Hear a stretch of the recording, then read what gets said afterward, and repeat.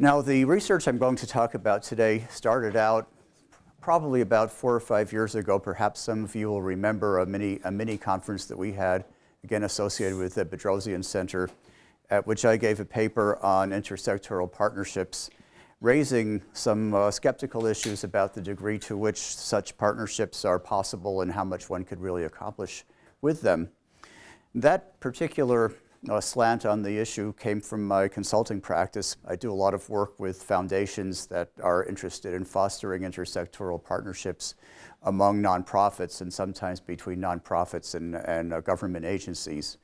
And having been working in this vineyard for the last 2 decades, I've seen a lot of great and impressive objectives which are imperfectly implemented as time goes by.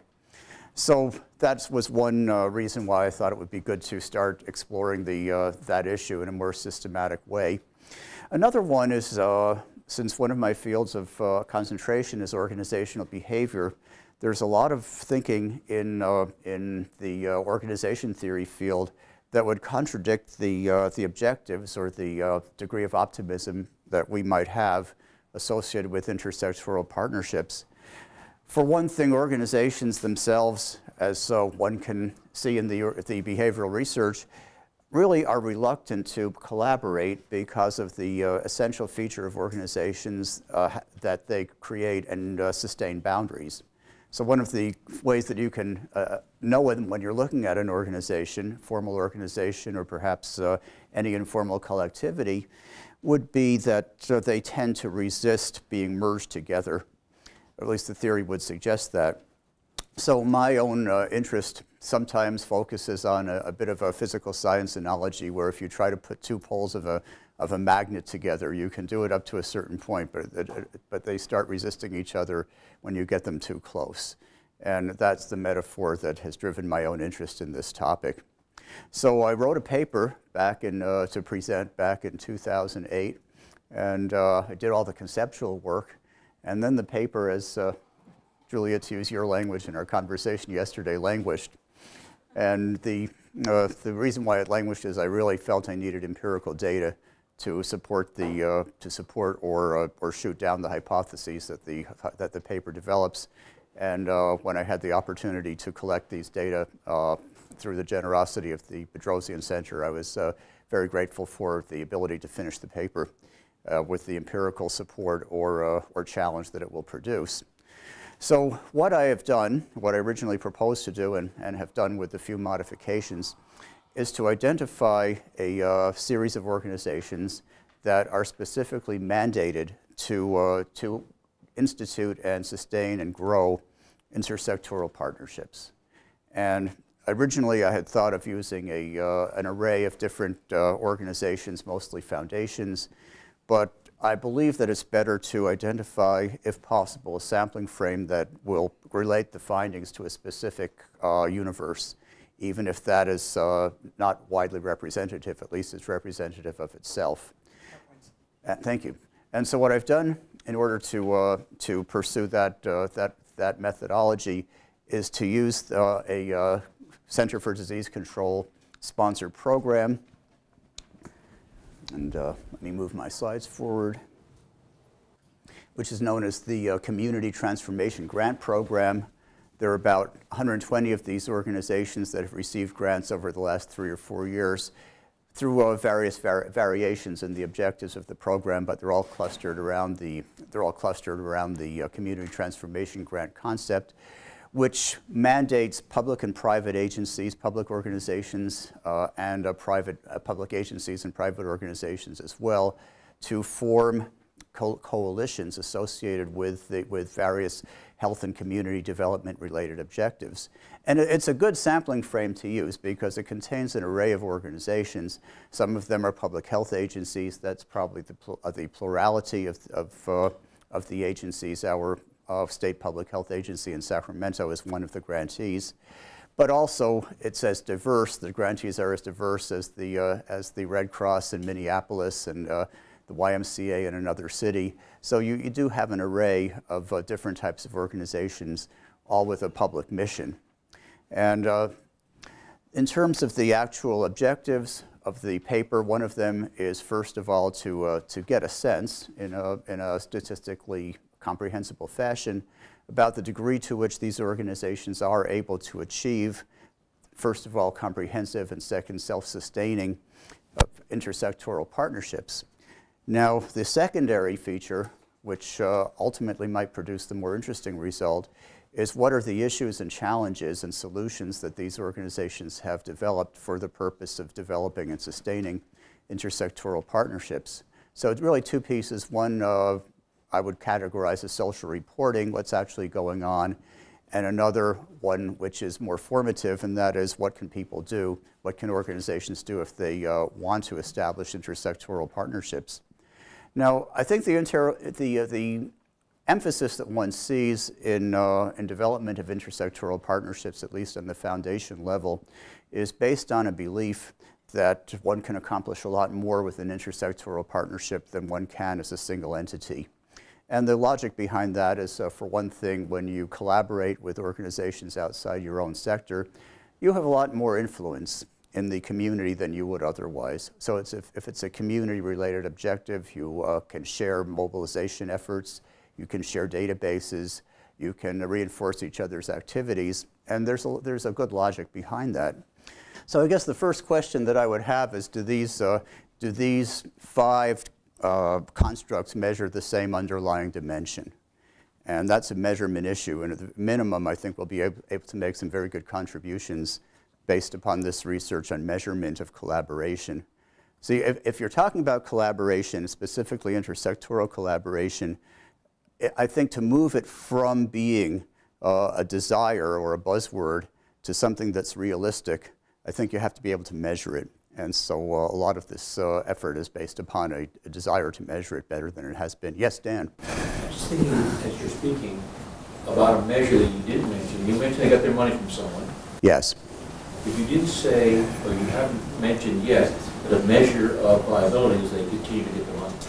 That is a very good measure. I appreciate that. And we can track that. Because you're saying that they say together they work. One of the answers is they continue to get rewarded for their collaboration. That's a very good suggestion. That's something we'd be able to track externally, so those data would be available. Any other issues or questions to raise at this point? How do you define partnership? So they must be sharing some funding from the same source? Well, we know they do. Well, we know somebody gets funding, but the degree to which that's shared within the collaborative is a variable. But let me say a few words about the actual way that we have decided to attempt to measure this. So, for example, looking at sharing of activity, about planning of activities. So we have a 4-item scale. Again, this is based on a lot of previous work, both published and unpublished. And so, for example, as an ordinal scale, the degrees in the ordinal scale would be agreement or disagreement with a particular response option, and they go as follows. First one, my organization plans and conducts its programs independently of other organizations. If that's what they say, they're not doing much collaboration. That's the 0 option. 2, my organization coordinates some of its programs with at least one other organization involved in our community, occasionally planning activities in collaboration with this organization or referring clients to it. That's degree 2. Degree 3, my organization closely coordinates its programs with those of at least one other organization in our community, regularly planning activities and referring clients to our programs. And finally, my organization conducts its core programs in partnership with other organizations in our community under a common plan and targeting the same clients. Now, I think so basically it's an ordinal scale which goes from no collaboration to very meaningful and involving collaboration. Let me share one of the other items, which I think is which deals with resources. Some organizations extensively share resources while others do not, which best describes your organization. And the four degrees of the ordinal scale are as follows. My organization shares no resources, including funds, facilities, or personnel with other organizations in our community. Again, that's the zero option. They operate completely independently. 2, my organization shares some resources, including funds, facilities, or personnel with other organizations in our community. 3, my organization shares the majority of resources, including funds, facilities, or personnel with other organizations in our community. Starts getting very extensive. And finally, the 4th would be an essential merger. And the language for that option reads, my organization has no resources other than those held in common with at least one other organization in our community. So it goes from 0 to complete. And the other dimensions are measured by a similarly ordinal scale. So first question I have is the measurement one, to what degree do these measure an underlying dimension? Or alternatively, to what degree do each of these, could perhaps one or more of these be eliminated because they measure the same underlying dimension? And I've got a lot of tables which I didn't reproduce for today, but here is the bottom line. If you look at the intercorrelation among each of these items, it goes from 0.2 to 0.6. I'm more worried about the 0.6 than 0.2 because that starts suggesting some collinearity. But I think for most of the interrelationships, they're within a range that I would think would be, first of all, related, which they should be, and second, not related to such a degree that they look like they're measuring the same thing. Now, we'll refine this as we go by. There's lots of other statistics we can apply, and we will be happy when we get more data to do this on, but this is what things are looking like now. The data we're really looking at 2 pieces. One is a preliminary study we did of some grantees in Minnesota funded by the Blue Cross Blue Shield Foundation of Minnesota, and the rest of them the CDC. Total of about 50 cases. I'm hoping that we can do most of our work in ensuing publications based only on the sampling frame from the CDC project because that's the most homogeneous and comprehensive. But in any case, this is what we're finding. I also did a factor analysis, a series of factor analyses, and I'll summarize what we found for one of them. And that is, if you do a factor analysis without rotation on these 5 survey questions, you get what I would hope we would see. And that is, since you don't have a rotated factor analysis, you basically figure out whether you have more than one factor. It turns out that we have one and a fragment of the other. So all of the factor analysis identified 2 factors, one of which was everything except advocacy, and the other one was advocacy pure and simple. So somehow by that set of criteria, advocacy doesn't fit. And there's a preliminary explanation I can offer of that later on. Yes? So, I don't know how to ask this question, but so you have, we'll put advocacy aside because it's to some extent qualitatively different than the others. Yes, and that makes sense. That's what we're seeing. Right. But I just am thinking institutionally, in terms of, you have 4 things that you could share that are allocated across the factors. You could share information, you could share personnel, money, or space. Right, those were the 4 that I heard you call out in terms of the factors. And it occurs to me that the amount of effort to share those 4 are really different. And that, you know, some of the information is easy to share, personnel is harder, space, depending on the place, is easier or harder. So we could do space, and we could find you a bay somewhere to Well, we can't share space here. And then the money one is the hard, I mean, that's the highest threshold as far as, from my experience. What informs sort of how you group those things together? And do you have any thought about trying to unpack that a little bit? Well, first of all, you're absolutely right. It needs to be thought through and unpacked if necessary. But let me backtrack a moment. We actually have these 5 factors, and we'll leave out the advocacy as you wisely suggest. And the 4 are, first of all, the planning of activity. Do you get together and plan things? Do you formulate your programs and plans for pursuing them together? based on our four-degree scale. Okay, that's one. Second one is communication, how often you meet together. Third is, do you share information and share and exchange information, including having common databases. Now, I would go back and argue that that's not so easy, because would you want to share a client list? Would you want to share information on donors? People don't like to share information because information has value. It has monetary value, it has prestige value, it has sustainability value. So I would argue it's not as clearly a low stakes area as one might think. There are different types of information though. So actually, when I heard you say that, I wasn't thinking donor lists. I was thinking, these are organizations that are actually trying to do something. And so they're going to share information on processes and procedures and methods and those sorts of things to combine and align their operating principles and standards. That's what I.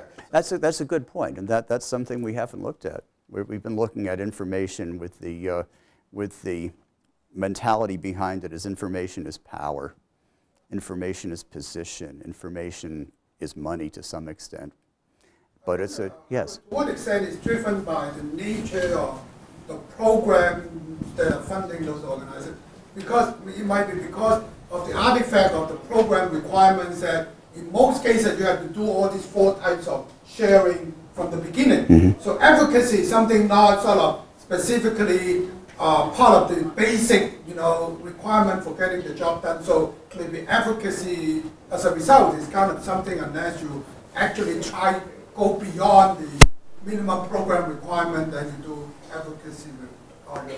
Well, Jan, let me get back to your question in a moment. I just want to further address Raphael's.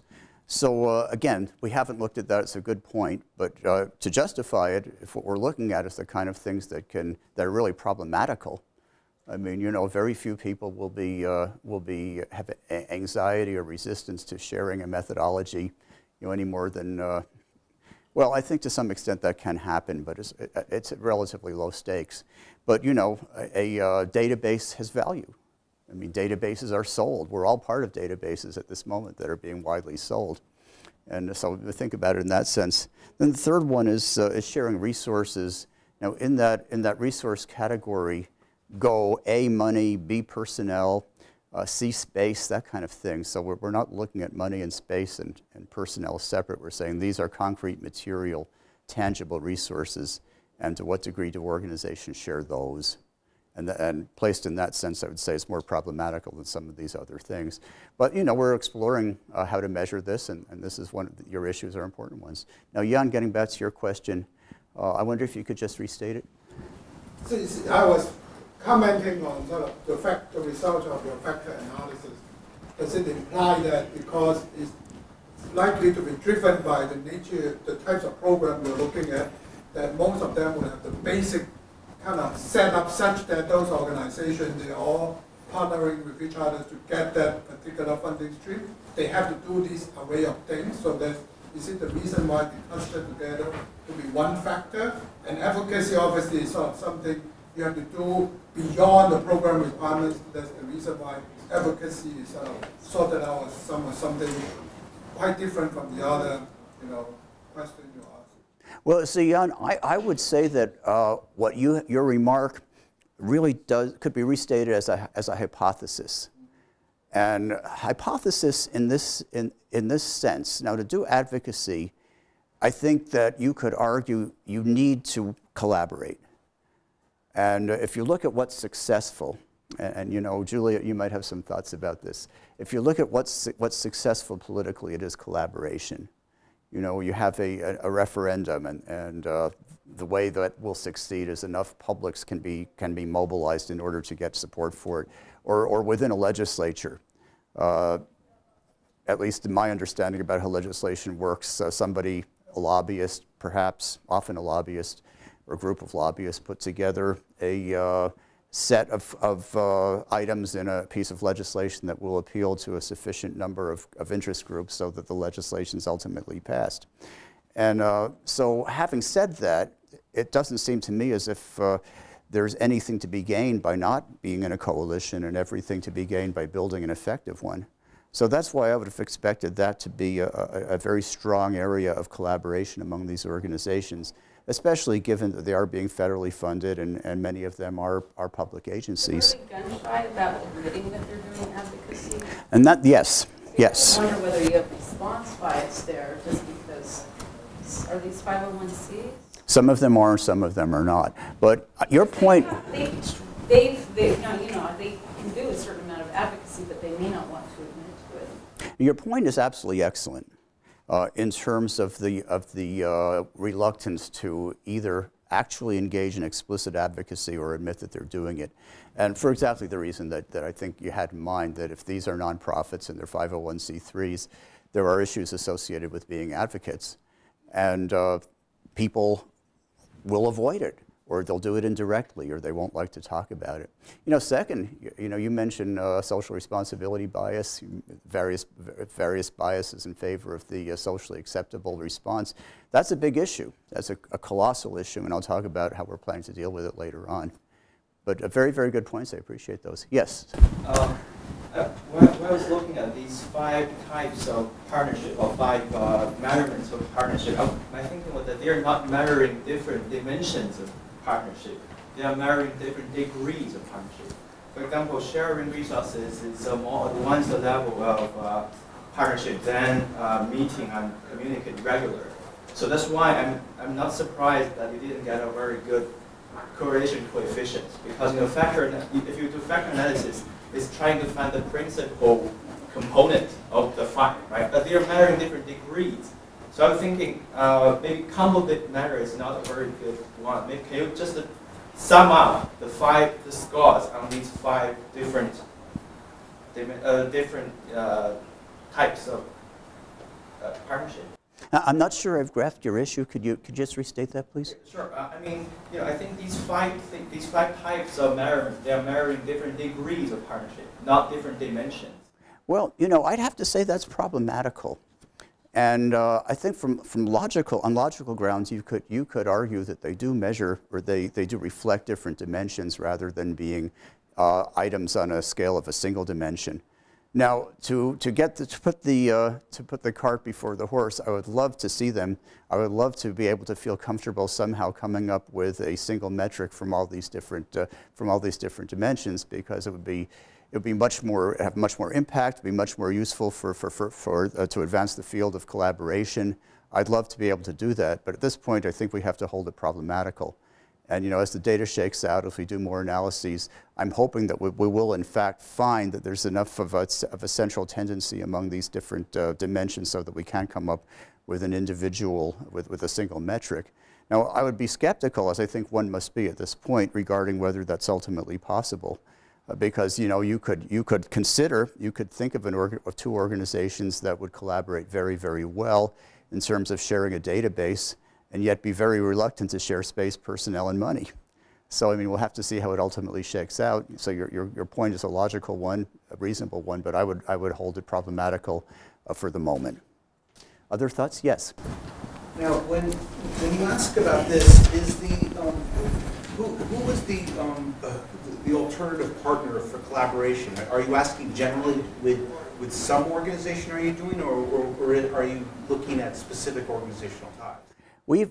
Okay, two-part answer to the question. Very good questions, by the way. I really appreciate these. So the first issue really would be what is the range of partnering that we're interested in? And we went through some thinking about where to focus it. So we focus it on the individual community. And if people ask about that, our follow-up clarification point is there immediate locale?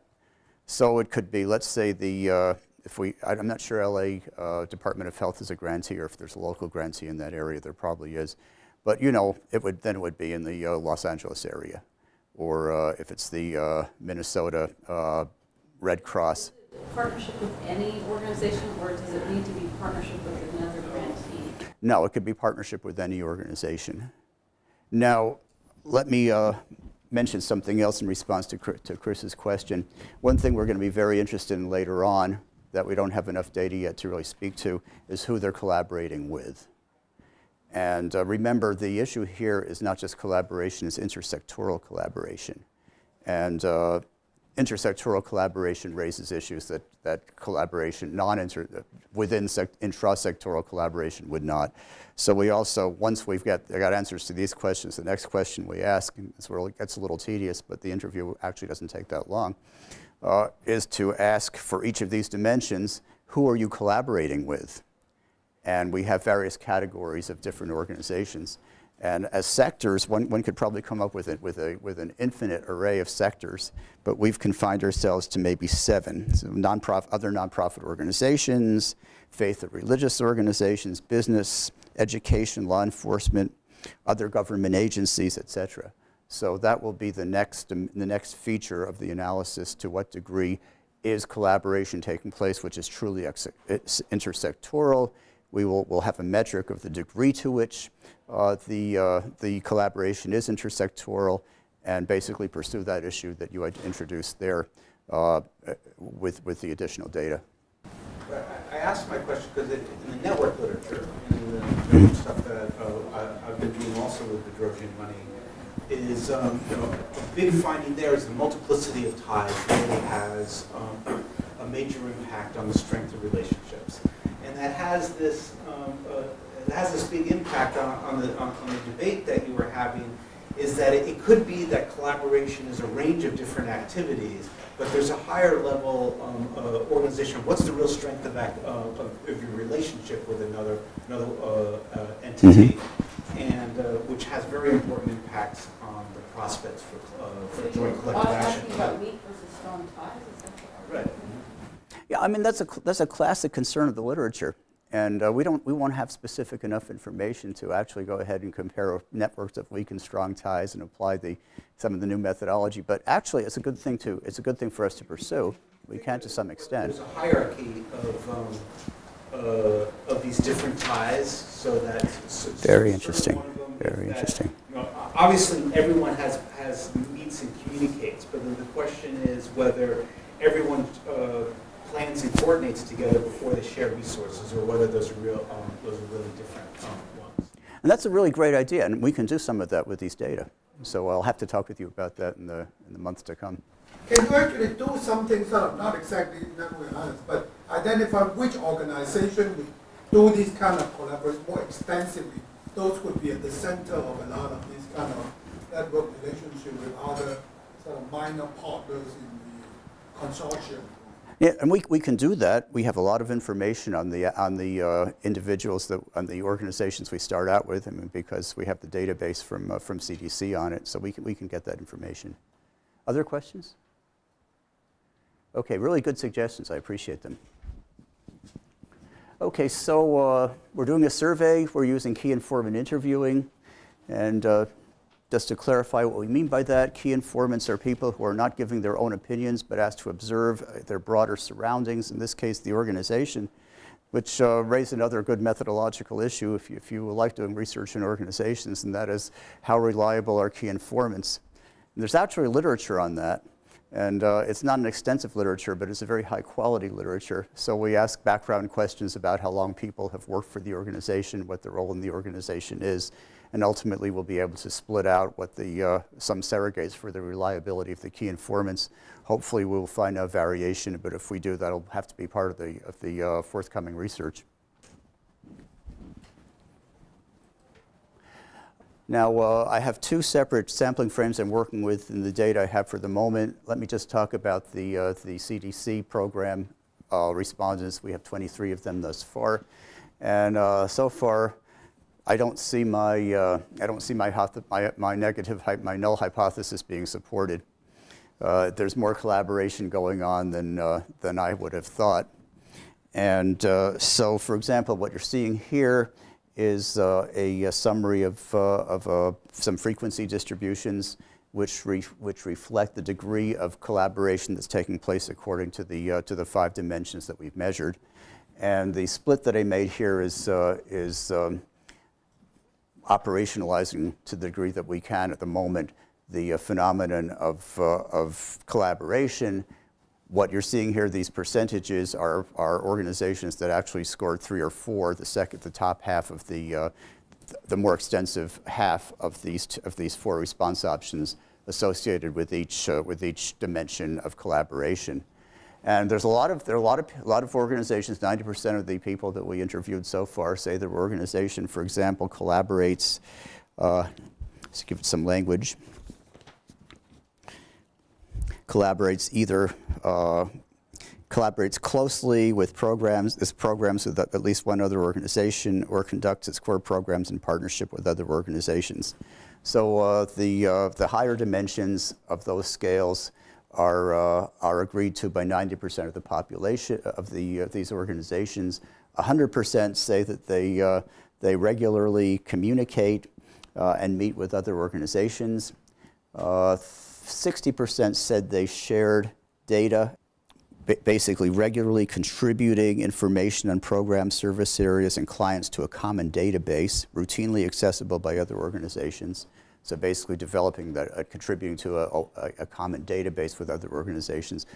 You could say fully 60% say they do that, or you could say only 60%, depending on which side of the hypothesis you're feeling more drawn to. Finally, in terms of sharing resources, that's, again, it's a fully only. You could say 50% of these organizations said that they regularly share resources in terms of personnel, money, and space. See, the actual language is my organization shares the majority of its resources, including funds, facilities, or personnel with other organizations in our community. It's a pretty strong statement of collaboration when you think about it. But 52% of them said they did. Advocates, about 65% said that they collaborated. So what we're getting so far, at least for the first 23 observations, is a lot of evidence that, contrary to my hypothesis, there's a lot of collaboration going on, and at least among organizations that are mandated to collaborate by an important funding partner. Let's ask a clarifying question about your sample, Howard. So these are, I think I missed. Earlier we're talking about how you were trying to get data from this particular program, and I may have misunderstood what you said, but I thought you said you were not able to get it. So. Well, we weren't able to get it conveniently. Oh, so now, you have gotten some of it, but how large would the sample be if you had full? 120. Oh, I see. And we propose to do 100 interviews. We'll do more than that before it's over. So just to add a little bit, there was a preliminary database that we used from Minnesota, because I wanted to test the instrument, and whether or not we include that in the final analysis, haven't decided yet. It's a different funding source. Yes, it's the same mandate, but it's a different funding source. I would prefer just to base it on the CDC program. CDC program has 120 grantees, and it's been going on for 3 or 4 years. I know the organizations that got funded, but I don't have phone numbers and email addresses for them because CDC would not give them to me. I can find them out. There's got to be a USC alum in every single one of them. Okay. Yes, there is. No, I don't think so. It's nationwide. But the bottom line is I got a hold of the right person, which, by the way, is not easy to find the actual person who has access to all this at CDC. That took some digging, and she wouldn't give it to me. Now I can talk to her boss, or I have a back channel where I can find this out, but somehow or other I think back channeling exposes one to, it just doesn't feel right. So you may be talking people who you were able to find, so these 23 people are people you were able to find and willing to talk to, so you may actually have inflated. Well, it could be a biased sample, but these are the first 23. And so what we do is some of them we do have, you can look at websites. All these organizations have websites. By a series of phone calls, you can find out who the director of the agency is, or the person who's operating the program. And you can get the information. It's all out there. It takes a lot of time, and then you have to get through to the individual, et cetera. And this is all being done not by me. It's being done by a wonderful master's degree student named Kara Moriyama, wonderful person. Anybody who gets 2 A's from me in separate courses gets a job. And Kara does great work on this. Yes? I want to go back to Jan's comment. All right. I don't understand the program exactly. You say they're all being funded from the same source. Yes, well, they're funded. Source fund them because they were collaborating. they had plans for collaboration. I think the question was, is this one of the expectations of You receiving have the to do money? all these kind of things. Yes, it is an expectation of receiving the money. You would say this is failure, except take advocacy away. They should be doing 100% of all these things, maybe, to comply with the expectations of the program. That's just one kind of question I really not answer. The other is there any way of getting information on the extent to which these groups were working together prior to receiving the grants? Very good question. First of all, you asked two questions. Let me start with the first one, and that was the degree to which this is failure versus success. You know, it's the fully only issue. Now you see, starting off with skepticism, which I don't think is a bad thing to do. All right, everybody's excited about collaboration, and all I'm doing is kind of the skeptical evaluator of these programs to say, well, yeah, I mean, I've seen a lot of people who talk a lot about it, but what's actually going on? But, you know, looking at this, as I said, my skepticism is allayed because I see a lot going on. What is it required is the point? Well, it could be you could require to have a plan when you apply for the money, but that doesn't actually mean that you do it once you get it, right? yes, and I think you've said it better. There's like gamesmanship that goes on with grant making, so. But is one of the requirements to have a community-based meeting? So the meet and communicate is the explicit requirement. That is, by the way, Nicole, when she studied, it was a homelessness collaboration. So it was you who funded these things. There was an explicit requirement that you had to get together and meet within your collaborative group, and that was part of it. But then her network analysis really again is the degree of collaboration that was beyond meeting and communicating. So it is. Maybe the thing is to interpret these numbers, you have to understand sort of the operational features of the program to put these in context. Well, I hear 3 or 4 questions, and Sorry, you talk to each Well, here's other what, out of it. are you required to meet for the program? okay, let me backtrack. My understanding is, and I've read applications for the programs, I've helped write them for some of these people, and basically you have to have some kind of collaboration on paper. You know, you could have 5 organizations, but the mandate is to sustain and expand. So I mean, yes, they have to have something in advance, but no, we cannot assume empirically that it's going to be sustained and increased. And so that's part, or we don't know how far it actually goes, which is what these questions are intended to identify. Now, let me throw something else out, which your remark makes me think of. Again, you know, I've been heavily involved in these as, you know, sometimes a grant writer, sometimes an evaluator, and I've spent a lot of time going to community meetings. One thing I've really wondered, we had a new program, this was back in maybe 19 makes you feel ancient, maybe 1995 or something, in Richmond, California, funded by the California Wellness Foundation. And I'm a sociologist. I like doing what we call recherche en place. I like going there. You know, I like seeing what's going on the ground. Otherwise, I don't really feel I know very much. So I go to these meetings, and I realize everybody at the meetings knows everybody else.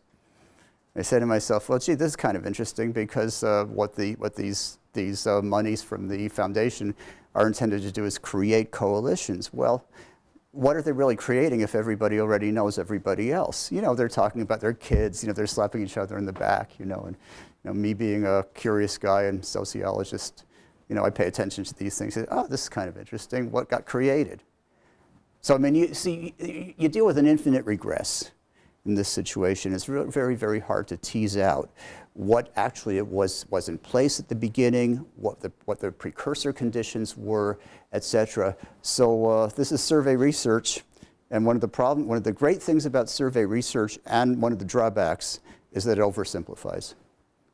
So I choose that methodology because there are things you can get out of it, but there are always additional questions you have to ask, and I'll get to those in a moment. Let me wrap it up by saying a few things that we're finding from the qualitative data, and what are the factors that we feel are encouraging or potentially being barriers to collaboration, to intersectoral collaboration. And again, when we have our 100 or 120 cases at the end of the project, we're going to be able to do much more systematic coding and agglomeration of these categories that we see mentioned in the early data. These can be thought of either factors of positive. If you can meet these challenges, you will be able to establish a meaningful and sustaining collaboration. If you can't, then it becomes a barrier. And the things that we're seeing people talk about is, first of all, what the expected reciprocity will be. People are saying, if we collaborate, what do we get out of it? Do we get more than we contribute? Do we put ourselves at risk or without significant potential benefit? That's one of the things that are coming across in themes. Second is as a barrier or a challenge or a mechanism for moving forward is the question of whether there's a shared understanding of the challenges in meeting an objective. Third, the acceptability of advocacy.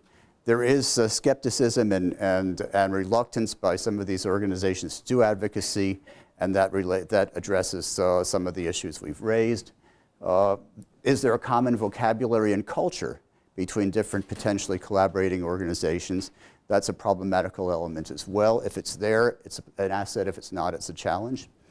Fourth, logistics of multiple organizations, just meetings and responding to your email and all the responding to the Twitters, all the things that we're beset by in any organization or human efforts to collaborate. And finally, jurisdictional coordination. If you're a state agency, there are certain restrictions in what you can do. If you're a state agency working under federal funding, there are certain restrictions. So if you can get to the bottom of this and figure out a way to collaborate given jurisdictional issues, you're in good shape. Otherwise, it becomes a challenge. So we'll know a lot more in about 3 months, and thank you so much for your attention. Thank you.